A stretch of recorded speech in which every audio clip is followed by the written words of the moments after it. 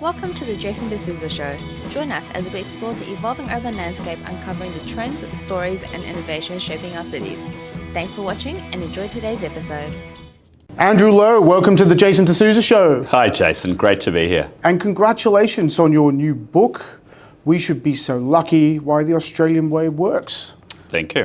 Which I think is just fantastic you've written this book. It's a really important time, I think, for Australia to hear more about why its success is what it is and how we can build upon it. So I know how much you love public policy, despite the fact you come from an investment banking background.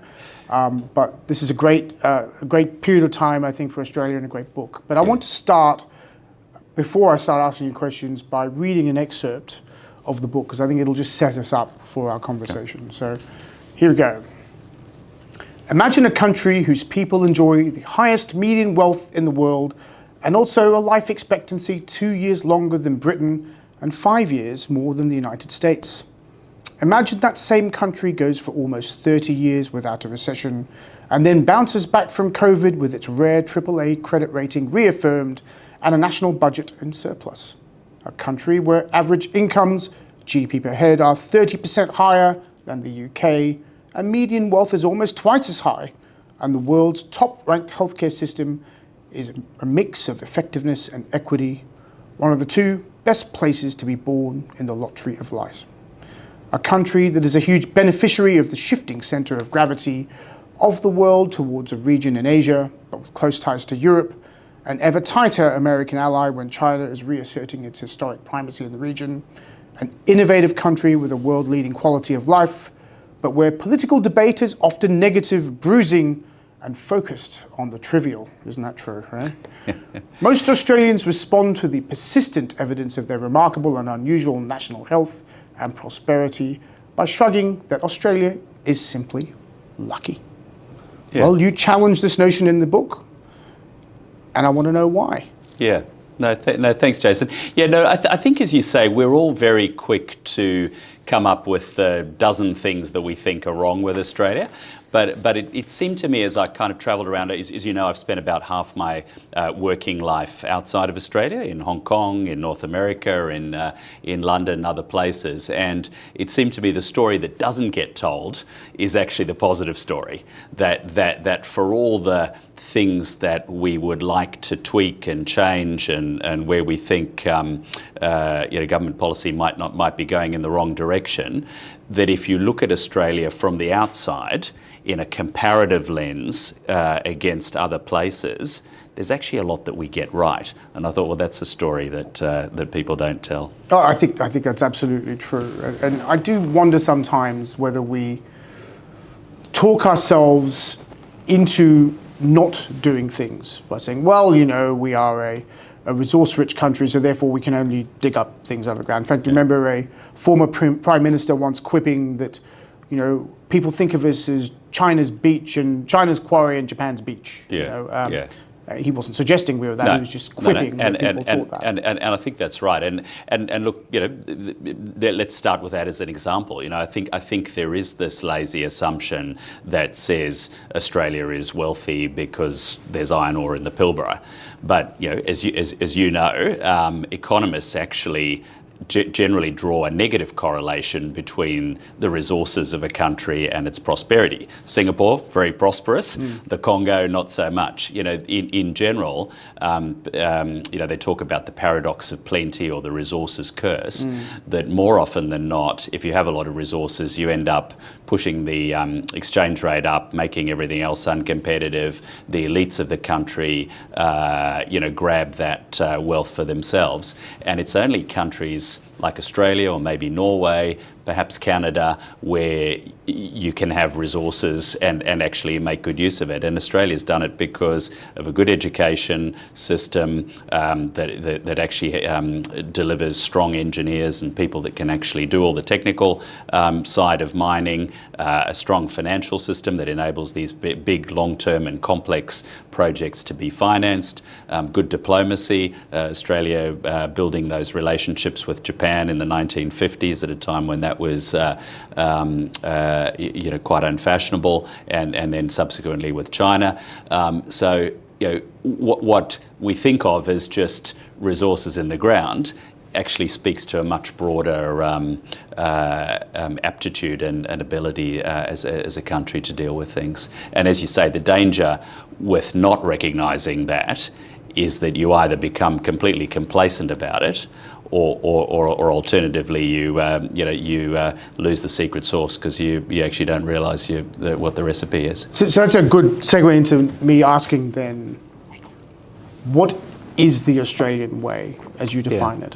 So look, I distill a few different aspects to it. One is the unique set of political institutions that we've got. So adopting some of the best features of late 19th century British liberal ideas, but then grafting on top of that compulsory voting, preferential voting, a federal system, which actually tends to drive the political debate towards the centre. So you don't have this phenomenon that you see in many other countries where the way to win an election is get your base as angry as possible to get them to the thing. In Australia, you've actually got to aim at the people in the middle, many of whom actually don't spend too much time thinking about politics. It might be a healthy thing for a lot of people. You've actually got to talk to those people. Federation means that things are levelled up in the UK. Using the British terminology. The British term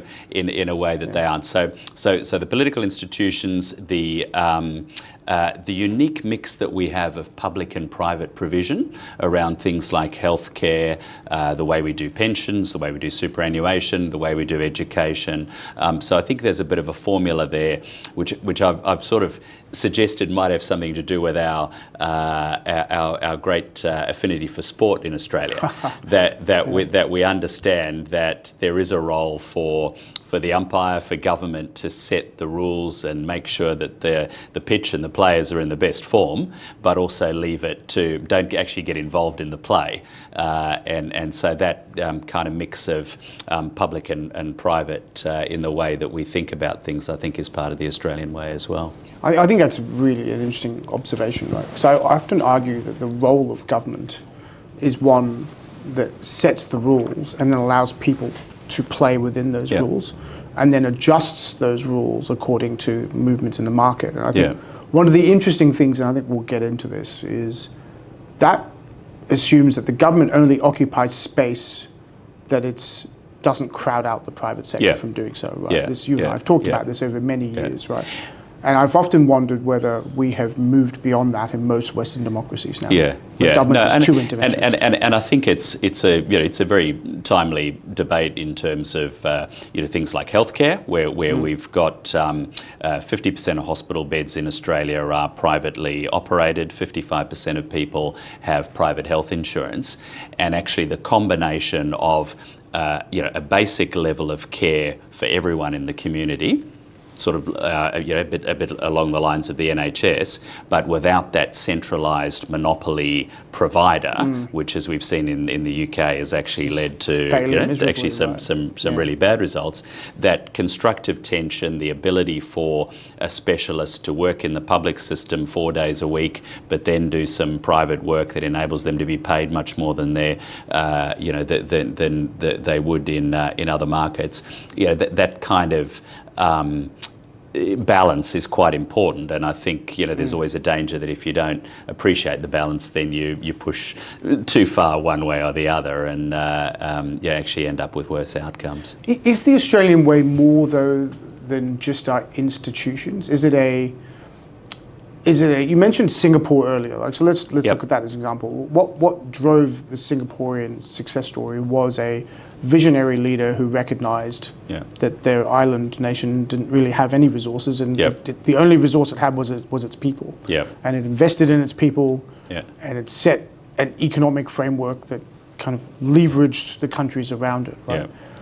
I've always felt Australia had a similar type of focus in a way. I think it's actually interesting, and it surprised me researching this book actually that there were more commonalities between Australia and Singapore in many areas than I would have thought. In the way, because they also have been very good at setting up public policy settings in a sensible way that then allows the power of markets and the private sector to actually do things, and that includes the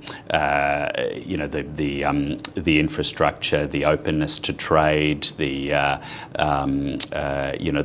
way that the civil service works. So I think there's probably some things we could learn from Singapore on things like education, which I know you think about a lot as well.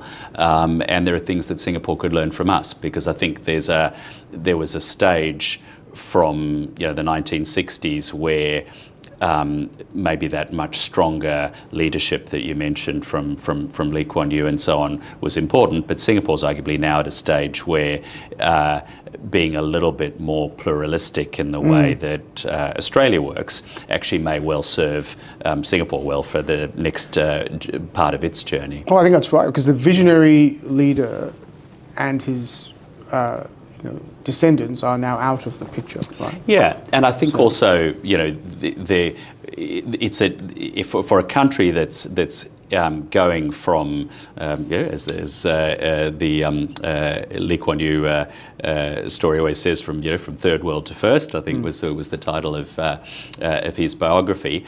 That's a different challenge in governance from a country like Australia, which is already the highest ranking in terms of median wealth in the world, has these very strong health outcomes and so on, and that doesn't necessarily require a single charismatic leader, and in fact a single charismatic leader can be a very bad thing for a country where actually it's more a case of not making big mistakes and evolving rather than having a revolution. Well, that's a good segue into looking at some of the things that might well be mistakes or might not, depending on the context. But so you set out your book in different chapters. You've given them pretty clear titles. So I thought for our conversation it would be helpful to kind of go through that. Yep. And I'm going to try and play a bit of a counterpoint to some of your arguments through it, and you can tell me if I'm on drugs or not. Okay. Good. So I guess the first thing I wanted to ask, I think, with the voice debate recently, with the whole question around citizenship, the whole migration question in Australia, there has been, I think, a question around what it is to be an Australian.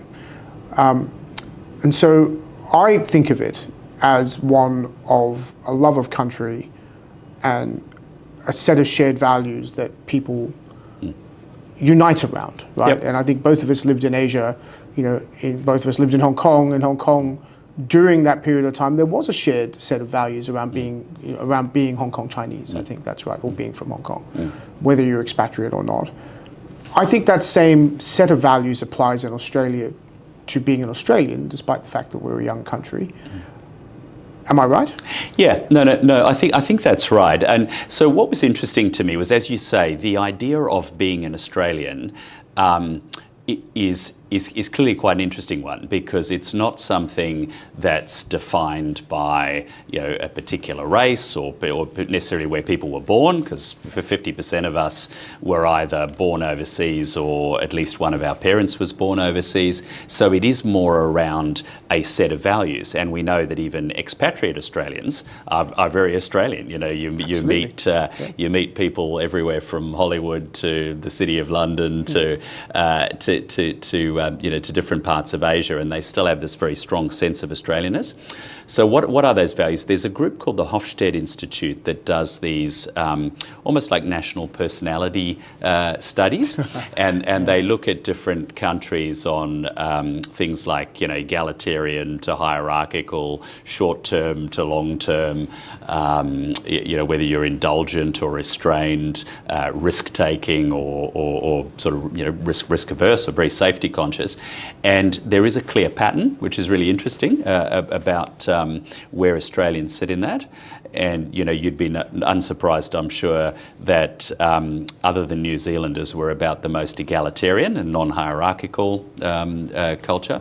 On the other hand, you've got this sort of almost a bit of a paradox where Australians are very high on the scale of competitiveness and achievement focus, and actually quite driven, compared to most other countries, but at the same time very safety conscious. We're first places in the world to have compulsory seat belts, pool fencing, helmets on, and we should talk more about that, because obviously these things can be a two-edged sword. There's some really good things about that, but I'm sure You're reminding me of the Bluey episode where the father bandit says to his children, "Imagine this world where we didn't wear helmets and we didn't do this and we do that." And she goes, "It was called the 80s." Yes. Yeah, and we should come back to that. But to your point, I think those values are important, and I mean, we've actually been a remarkably successful immigrant society. But at the same time, I think you're right to say that people, are increasingly focusing on what do we expect of people that come to Australia in terms of the things that the many areas where we want a lot of diversity, and then the core values of respect for democracy, the rule of law, the way that people relate, as it comes to gender and things like that. Where I think we do need to have higher expectations and maybe be a bit more clear about what we're looking for and what Australian citizenship means. Oh, I totally agree. As a migrant and a citizen now, I find the discussion on multiculturalism quite interesting, because there's a view that to be multicultural, you can retain your culture and you must observe your culture, but you shouldn't adopt any of the host country's culture because you're of a culture. That's one school of thought. My school of thought is that I came here because I liked the country. I married an Australian. I see a set of values that I want to associate myself with, to become an Australian. That doesn't make my culture any different. I can still respect my Indian heritage. I can still respect my heritage as a Hong Konger. I can love those things and respect those things while still uniting around a core set of values in my host country. That's not a view shared by all, and I just wonder whether we haven't been, as a country, expressive enough of the need to unite around a set of Australian values, because it's not because that's what you should just do, it's because uniting around a set of values brings social cohesion, brings harmony. Yeah. Look, I think what you've described is certainly the way my family felt when we migrated, and I think to be again optimistic, because this is an optimistic book. I do think the vast majority of Australians feel like that, and the vast majority of immigrants feel like that. Now, we've clearly seen some high-profile instances of people that haven't bought into that, but I do think they're still a relatively small minority in the grand scheme of Australia. And we should be alert to that, and we should think about the lessons that implies for the process and how we select from the millions of people that want to come to Australia. We do have the luxury of being able to be quite selective. To choose who, and to your point, I think there's probably a growing realization that that it's not wrong to make some of those demands on people that come to Australia, while at the same time recognising how brilliant it is that we get all these different cultures and so on that go into the melting pot of Australia. What an uninteresting country we would be if if we still only got all our immigrants from where we did in the 1940s. I mean, that said, no one is demanding that everyone knows what Don Bradman's cricket batting average was, Yeah. right? I mean, that's, Yeah. I'm just kidding. Yeah, But I mean, you know, no, that's, but look, you know, it's a good point, because I think, you know, this sort of discussion can go down those kind of paths, exactly, yeah. whereas, you know, what we know is that what's important is not really. I mean, yeah, it'd be great if everyone did know what Don Redmond's average is, but that's not what's important. What's important is that people know that we resolve disputes peacefully, and we do them through the institutions, and that we understand what those institutions are, and that we take our responsibilities as citizens seriously. You know, that's what's important. Yeah. And I think, you know, this wasn't where I wanted to go today, but I will go there because we're talking about it, which is, I worry a little bit, you know, about sort of the regulation of this area. We talked a little bit about it. You know, our response to some of the more unpleasant things is, well, we must regulate that. It's hate speech. We will bring in hate speech laws. And of course, I don't like unpleasant things. I don't like people being openly racist or discriminatory against anyone.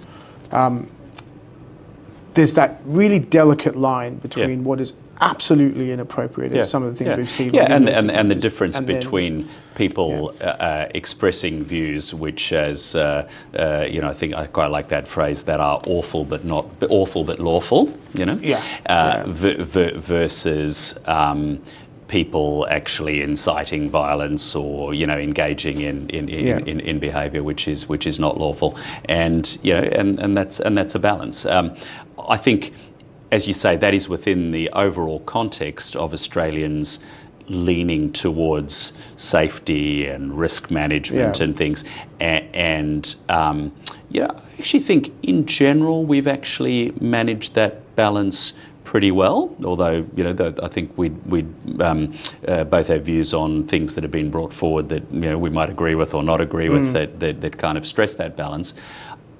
I think it also applies obviously to the way we think about boards, or the way boards look at risk at the general level of regulation. I did an event associated with this book and one of the leading management consultants was sharing with me some studies that they'd done of regulation, and looking at the amount of the clauses in federal and state government legislation that have the words prohibit or restrict in them. Right. And you'll be unsurprised to know that it's in the hundreds of thousands. Oh, yeah. I can imagine. And worse still, it's gone up by 50% in the last 10 years. So that gets to the question of, it's great to have a lot of thought to safety and risk management and cutting out things which, you know, like pool fences or, you know, so on. Yeah. But if you take that too far, you can actually end up strangling a lot of entrepreneurship. You can end up, you know, not being as innovative and as strong as we actually could be as a country. And that's what terrifies me about our situation, right? Because I agree with all of the sentiments in your book around what makes us a successful country. But I worry we're strangling ourselves. Right? And there was that very famous Senate testimony that Kerry Packer gave. I think it was on print media. And Lil, we'll put that in the links in the show notes, because it was a fascinating appearance where he basically says, this idea of Australian parliaments just passing legislation after legislation after legislation is a nonsense. Nobody understands it. You've got to be a lawyer. You know, since I was a boy to now an adult, there must be hundreds of thousands of pages, and I don't think the country is that much better. That was a view expressed in the 1990s by what was a formidable businessman. He was, but I look at that and I worry that that's us. No, the fact that 50% increase in regulation and nobody blinks, that terrifies me. No. Right? No, look. I think that's absolutely right. And of course, you know, we're seeing in the US the you know, the Doge and the chainsaws and so on. I'd like to think in Australia that we can do it with a scalpel rather than a chainsaw, because well, even Donald Trump is talking about scalpels now. Right? You know, you need to be careful in how you do these things. But I think there is no question that taken too far, we probably have taken it too far, that does lead to lower productivity. It does lead to, not only a lack of innovation or commercialisation, but it also just makes it a less interesting and dynamic place for our kids to grow up. There's a great quote from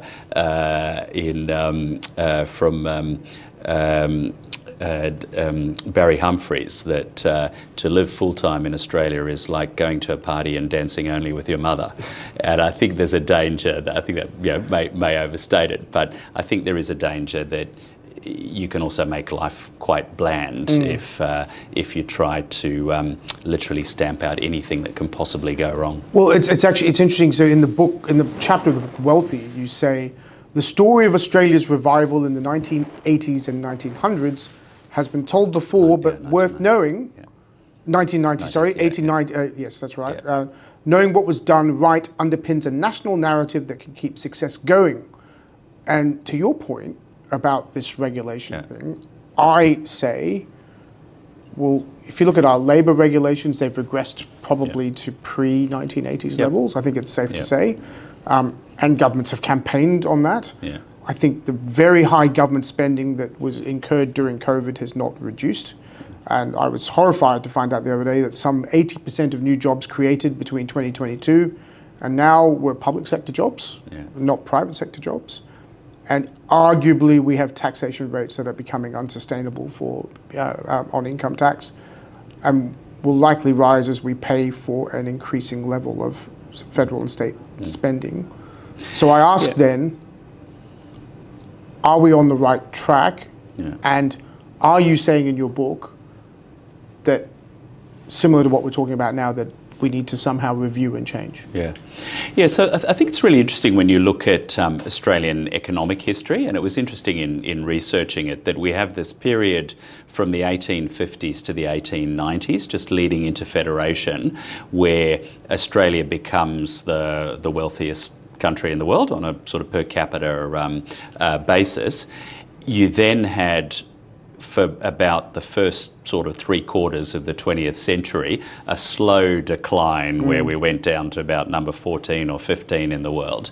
And then through the reforms of the 1980s and the 1990s, you actually see median wealth go up again. And in fact, median wealth goes from being about the same as the US and the UK to actually being about 70% higher than the UK, or almost over double the median wealth of the US. So the US overall averages slightly higher wealth than Australia, but most of it is, a lot of it is concentrated in a very small number of people. So your median person, 50% of people are wealthier, 50% are not wealthier, is actually much better off in Australia than they are in the US. And we can unpack why that might explain some of the differences in the way that politics has played out in both countries. But to your point, all that good work that did in the 80s and 90s, and you had productivity around sort of 2% growing, then it sort of slipped to 1%. Now it's kind of slipped into negative territory, and I just hope it's not going to take us another 3/4 of a century to kind of stop that erosion. I am a little positive in the sense that I'm starting to hear people talk about it. Right? So I posted something on my LinkedIn page the other day. Productivity has fallen every year since 2007. Productivity growth has fallen every year since 2007, and we've managed to supplement some of our growth with migration. That's great, but per person, we are producing less. That's not a positive trajectory, and I think up till now, governments have kind of gone, whatever, it's fine. Now the glass half full thing on that is that we haven't made hard decisions on productivity because life is actually, objectively pretty compared good. to other parts of the world, pretty good. But as I say, the danger of that is that it leads to a sense of complacency and drift. And I think, as you say, there is a lot of conversation about that. And I think one of the things that I thought this book can hopefully do is just to remind people of what the formula was for Australia? How did we get to that position where we have such a strong quality of life, where we have such a high degree of income and healthcare and so on? And let's not drift for 75 years before we before we start to again make those small improvements that are needed to maintain it. I just think, though, what has changed recently has been the recognition that the level of social programs that we have decided to put in place are becoming unaffordable, right? So you look at the trajectory of Medicare when it was first brought in, the history of it, it was super expensive. And then over time, it's sort of been brought into sort of a more affordable category.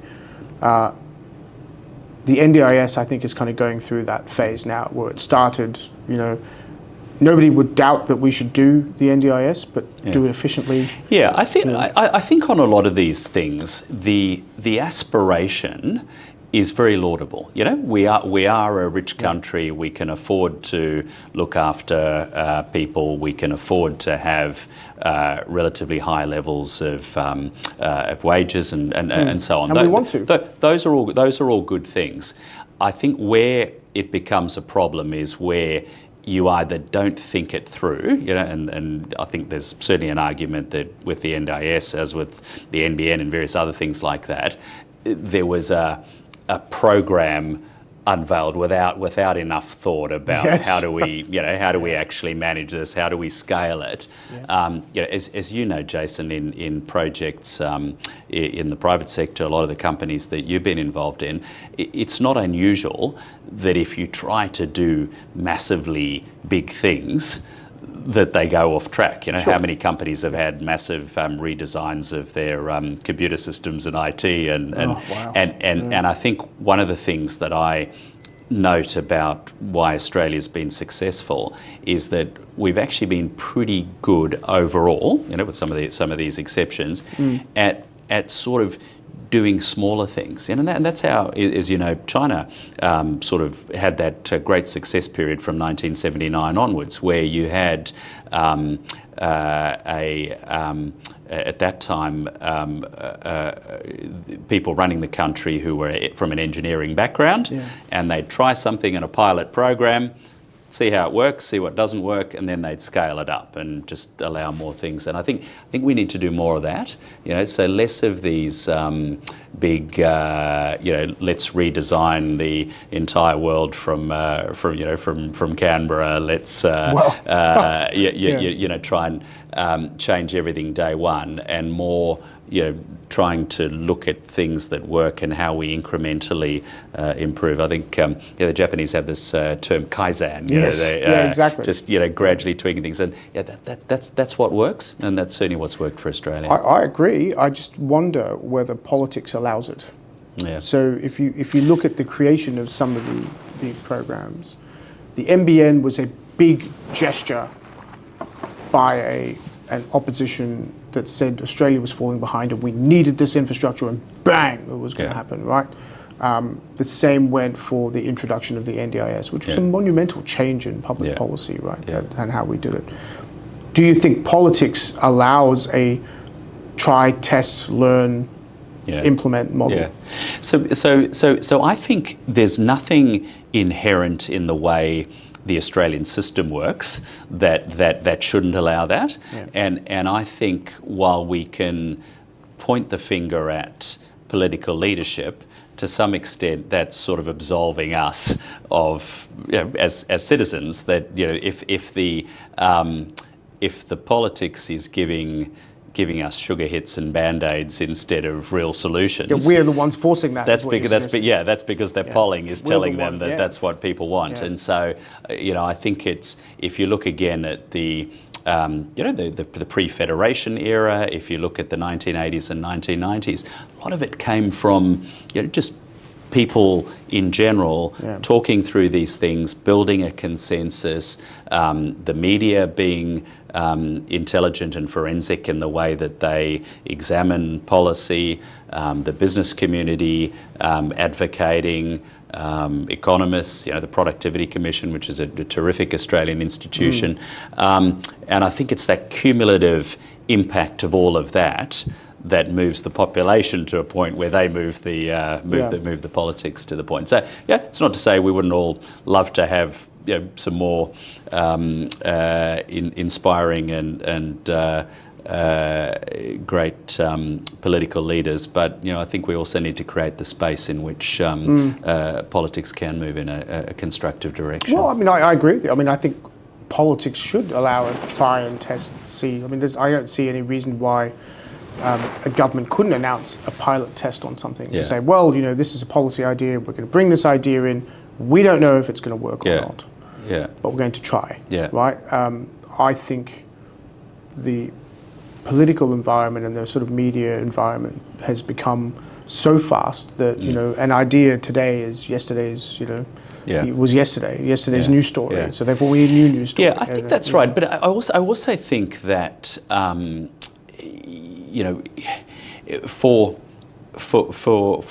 politicians and for governments, there's a danger that you're so busy managing the tactical side 100%. Of it, and you've been in government, that you lose that bigger picture that actually, as I think Keating used to say, in the longer term, actually good policy is good politics. Yes, That if you, right. over the longer term, if you are not making the country richer and more prosperous and making people's lives better, you will get found out eventually. And so, I think it's just, and I suppose that leads to the argument of, do we have too much sort of careerism in politics? Are there enough people going in who actually want to achieve particular objectives rather than just seeing it as a career where the object is just to keep the balls bouncing for long enough to last for a certain period of time? Well, I agree. I'll be a little controversial in saying I think since COVID in particular, when government sort of found itself in COVID, right? There was a state premier had no idea that they had sovereign control over their borders until COVID, right? The concept of Queensland shutting its borders to New South Wales, or Victoria advertising in New South Wales, and if you cross the border, you will be arrested. These are Australians, right? Was it Queensland hospitals Queensland's, for Queenslanders? this is correct, right? So we're at that level of time where all of a sudden the bureaucracy became almost omnipotent. You had these chief health officers up there every day saying, this is what you're going to do, and you must do this. You in Western Sydney, you will be locked down because of the. So I found that period of time really unsettling for Australia, because I think, going back to your point about safety and regulation, we were the most compliant nation on earth. And I think that reflected an Australian view of being comfortable with a much greater level of safety consciousness. Now, as I say, I don't think it's wrong to want to look after people. No, not at all. But there is as you say, there is a danger that can become so all-consuming that you lose the big picture, and people are not sort of held accountable for the broader outcomes. And look, hindsight's a beautiful thing, right? So we didn't know what COVID was or what it was going to do, so we should put that out there. But I think it is important that we reflect on that period of time. And look at how we behaved, and look at how our institutions behaved. And I think it is disappointing, as you say, that there really hasn't been much of that retrospective, just in a clear head, what did we get right and what did we get wrong? Because I think there's an argument, particularly in the first year, there were a bunch of things that we did right, and actually, arguably, there would have been a lot more people would have died if not for that. But that then dragged on for a second year in circumstances where actually a lot of what was done was unjustified and was taking things too far. So I think you can look at that in a clear-headed way. But as you say, there probably hasn't been that level of accountability. The observation I'd make now, as a consequence of government really rising in its power and scope of authority and intervention, I think, into the market, is that now there's a greater divide now between the government and the private sector than there was before. So I think there's a real concern that sort of government just does what it does and the private sector does what it does, and occasionally there's an interface. And that, to me, is an anathema to the Australian way. Because as you say in your book, what is the brilliance of this country? It's that balance between the ability of the public sector to provide social services and supplement it with the capacity and innovation of the private sector. Yeah. And I look at a lot of examples, particularly, the industry I work in is, like you, in infrastructure and property and real estate generally, and provision of social services.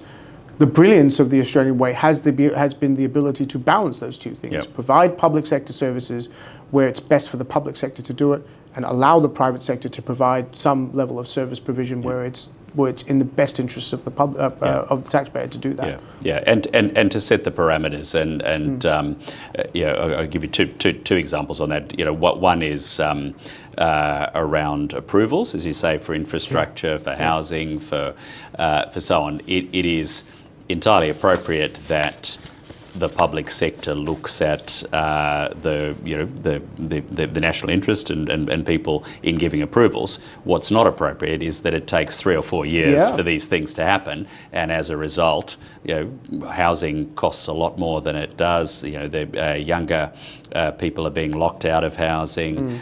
We're not getting renewables coming on stream quickly enough to make up for how quickly we're shutting down a lot of fossil fuels. So in that you'd say that balance has got out of kilter. I think there's an issue we need to be careful of with something like superannuation, which has been a really great success for Australia. But one of the reasons that it's been a success is that you've had the government mandate a certain level of contribution, provide a structure for portability of people's accounts, and some transparency around the results, but you've actually let the market and people's individual decision determine the way that the money's been invested and what it's invested in. And people can choose an industry fund, which is effectively a mutual, or they can do a for-profit, or depending on their circumstances, they can self-manage their super. And I think that combination of allowing contestability, individual choice, the market to work together with a framework has worked really well.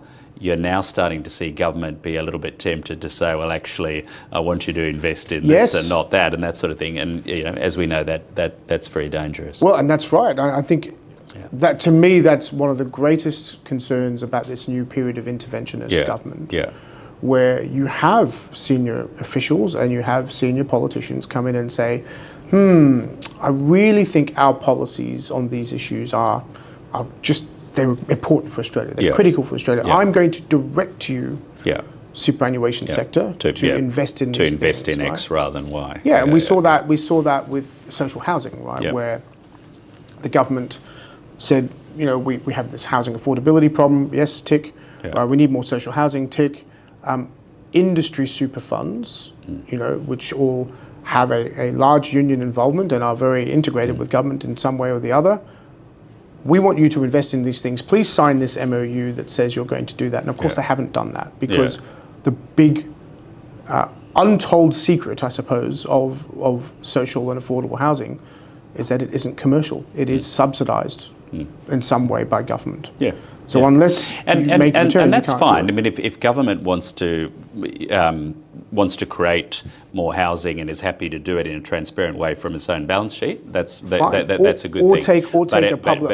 But as you say, to do it in an opaque way where you're trying to get someone who's ostensibly commercial to do uncommercial things, that clearly doesn't work. And that's the danger. And I think discussions like this actually put it on the table and say, well, look, the private sector really wants to invest in stuff. Great, we love investing in stuff. Governments like the private sector investing in stuff, which is great. But the outcome is what you need to focus on. What is in the best interest of the taxpayer? And we see it in industry policy too, Jason. So there are some ways of doing industry policy which work, like let's work out what skills we're going to need and make sure that we are training people or bringing people in through skilled migration programs to hit those skills.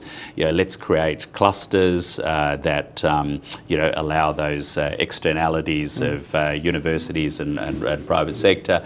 There are even things like R&D credits where we've basically said we want more research and development, so we're going to provide the ability to sort of push some money into those things. Those are all very legitimate. Unfortunately, what we're seeing now is a return to what we thought had been stamped out, which is actually giving individual grants to individual companies. And everything in history tells you that governments can't pick winners, and losers are very good at picking governments. I love that phrase. As the saying I like it.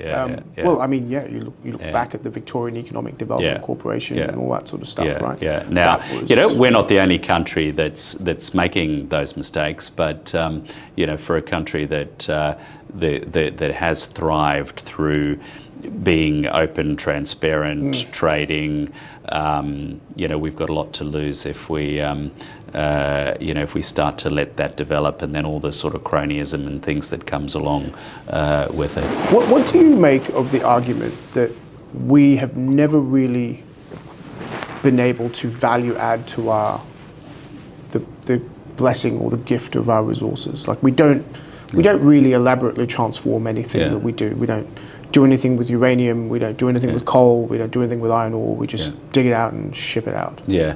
So look, I think the important thing with that is to properly analyse why we're not doing it, because I think we would all like to see more value adding going on. But the reason it doesn't happen, is that a lot of that processing of things like lithium or aluminum and so on is very energy intensive, and to do it competitively, you need to have low wages and low environmental standards. And we've taken a view as a country that we don't want to have low wages and low environmental standards, and that says that there are certain things that you're not going to be able to do competitively. And so I think we need to think about that the right way and not think, well, we're going to have very high wages, more inflexible labour policies. We're going to be very strict on environmental stuff, but then by kind of throwing a subsidy at company X and Y, we'll sort of make up for that, but not really, and so we'll take resources away from somewhere else. I mean, that it's hard to see how that ends well, and so I'd be thinking more. I think there's a steelworks in Whyalla that's suffering from this. And we've seen the stats where we're spending $2 million or something per job created or saved and so on, and many of those people actually would be very capable of going to high paid jobs in other industries. You'd be better off giving them. If you're a good engineer or chemical engineer, as we know, there's plenty of places that would love to have you. So I think we do need to be careful about that, Jason. As I say, it's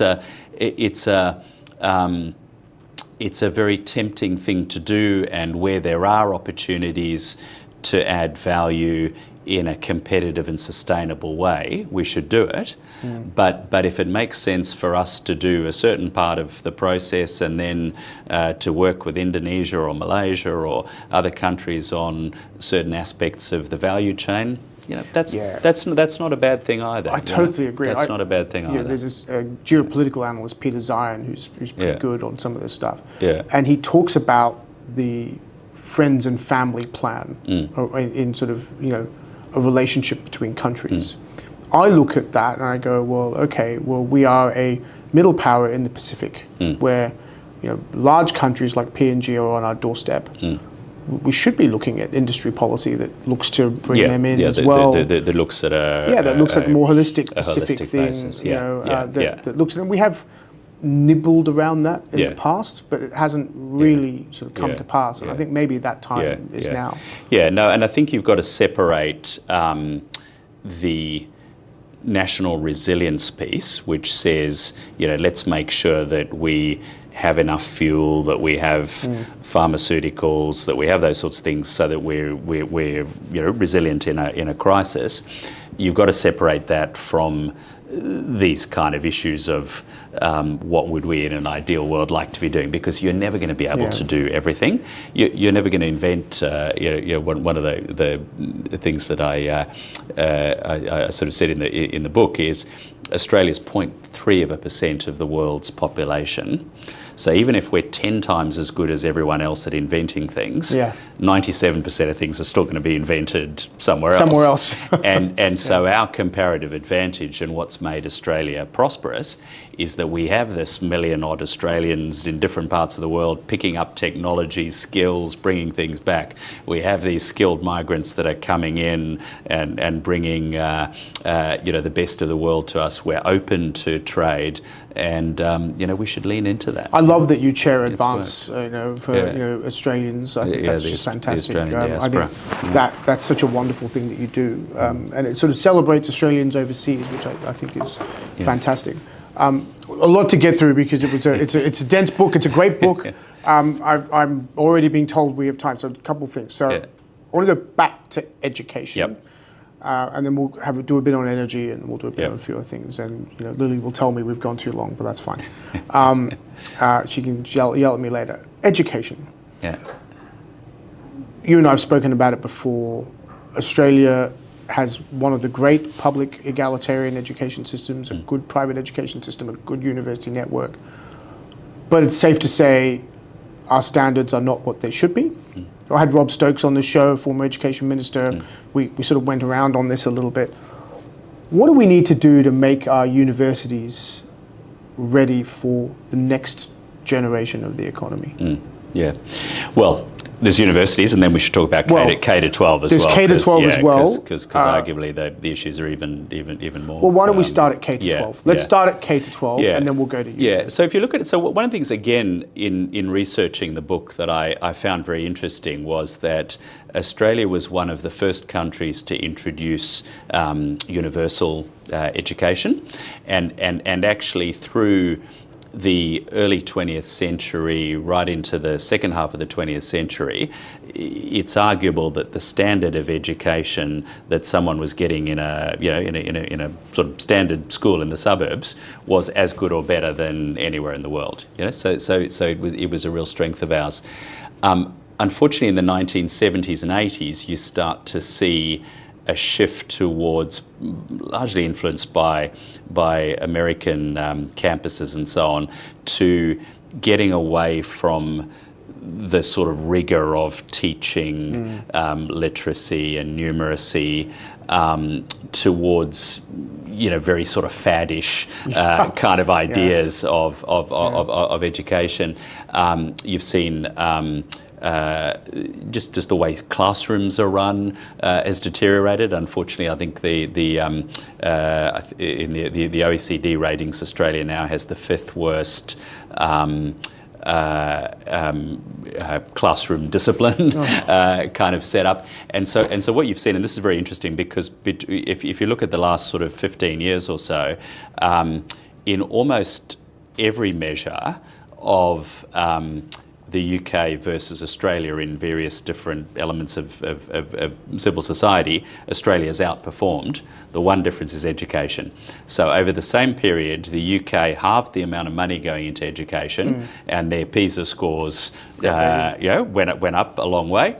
Australia put twice as much money into education. Our PISA scores are going down. The UK introduced charter schools. And that tells you, it's about all of those reforms that Gove and Nick Gibb put through.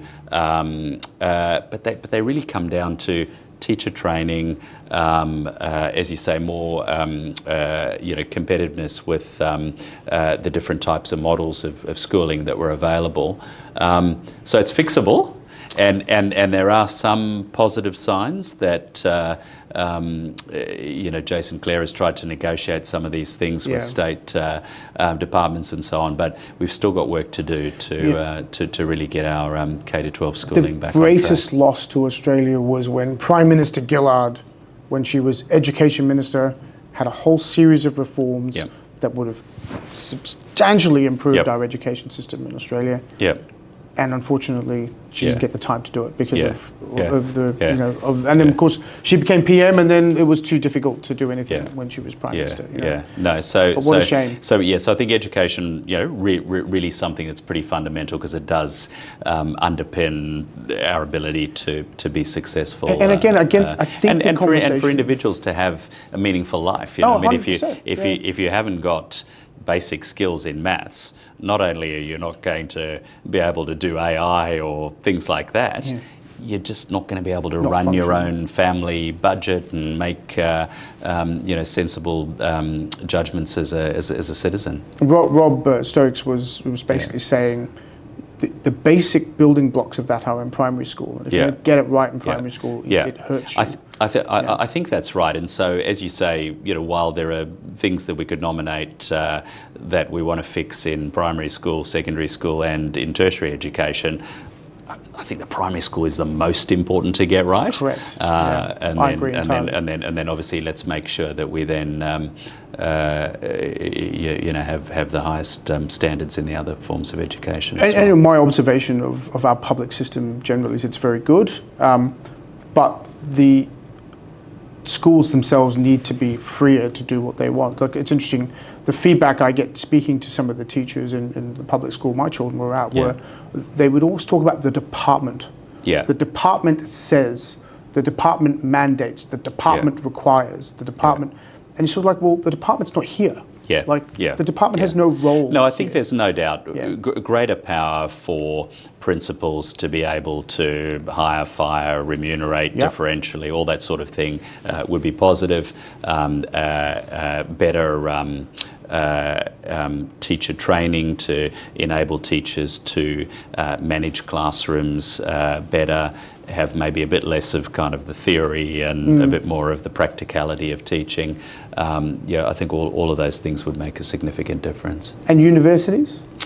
Yeah, well, universities have been a great success story overall for Australia. We have a lot of very high quality and very well rated universities.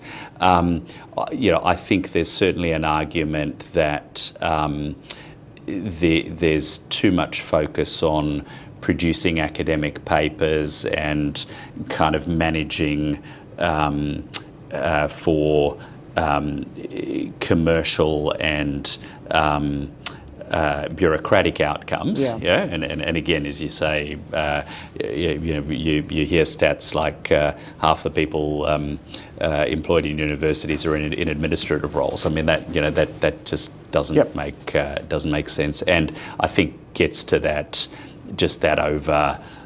creeping envelope of regulation and administration that is always in danger of being there if there's not a countervailing force against it. I do think on universities, and these are rapid fire questions, I guess, but we can. Well, maybe we'll have to come back and do more, Andrew. But I think the thing I look at speaking to several university former vice chancellors is, I think they need to pivot a bit, right, towards a lot deeper relationships with industry than they have had in the past. Because now, just being a graduate isn't quite enough anymore. It's sort of, you've got to have... Better commercialisation is undoubtedly the right thing. And then I think the other thing that I think people are increasingly recognising is that the reforms of trying to make everyone do the same thing as universities hasn't worked, and we need to have some universities that are much more focused on research, in particular areas, and not sort of have this every child must have a toy kind of approach to how we allocate funding in universities. So let me quickly turn then to energy, because I think this is one of the ones where perhaps the greatest risk to us is. So we are on a path to the transition at the moment with a move from outdated coal-fired power technology to renewables, firmed by gas. I would suggest that the public are not aware that there's a large cost associated with that, because our political class has said that the there will be a reduction Yeah. in costs. Yeah. I think that's proven not to be the case. Sure. Other countries are moving towards nuclear power or increasing their nuclear power levels to deal with zero emissions technology. Are we on the right path? Yeah. So I think the great tragedy of energy policy is that we had a moment 10 years ago, maybe even longer than 10 years ago, where it looked like there was a bit of a bipartisan consensus to put a market price on carbon and allow the market to just decide to have that transition in a smooth and sensible way that would have kept the costs at the right level. We didn't go down that path, partly because the Greens overreached and wanted a punitive carbon tax instead of market pricing, and then that set this very unproductive swing from one side to the other around energy policy. So as you say, we have not done it in the smoothest and best way possible, but there's still time to get it right, but it does involve being less ideological and actually being much more focused on pragmatic decisions about the energy mix. And I think we can probably learn a bit from China. China's putting on a lot of renewable capacity, but they're also building nuclear plants. They're also continuing to do coal and gas. You need all of that mix. Over time, you need to be shifting to cleaner and greener energy for a bunch of reasons, including